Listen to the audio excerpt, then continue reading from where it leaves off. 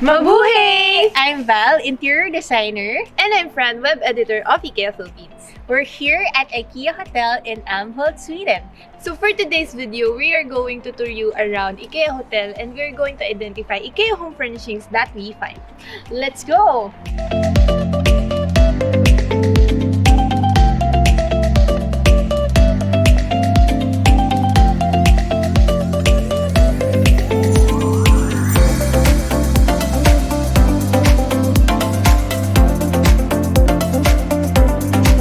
So, nandito tayo sa lobby and this is the seating area.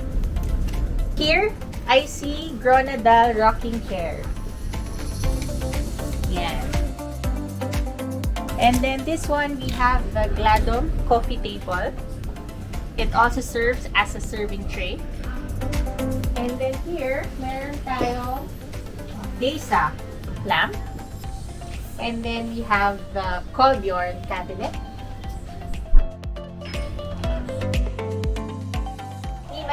Floor lamp. So adjustable to it. And then lastly, we have the Slidan basket.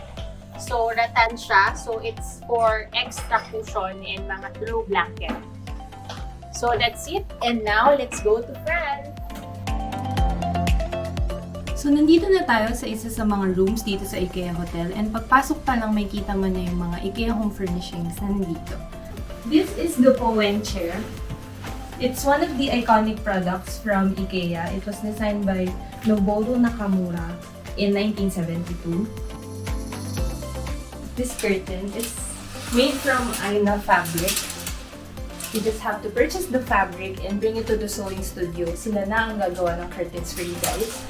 And kung ayaw nyo ng liwanag sa labas, you can use this My Ghoul blackout curtains. So kung makikita nyo talagang hindi makikita yung labas with this.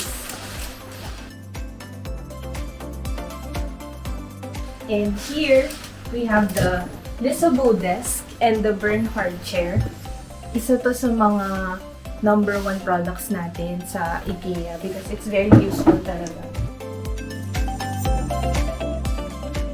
So, I will just settle in and abangan yung mga videos namin sa adventure namin dito sa Sweden.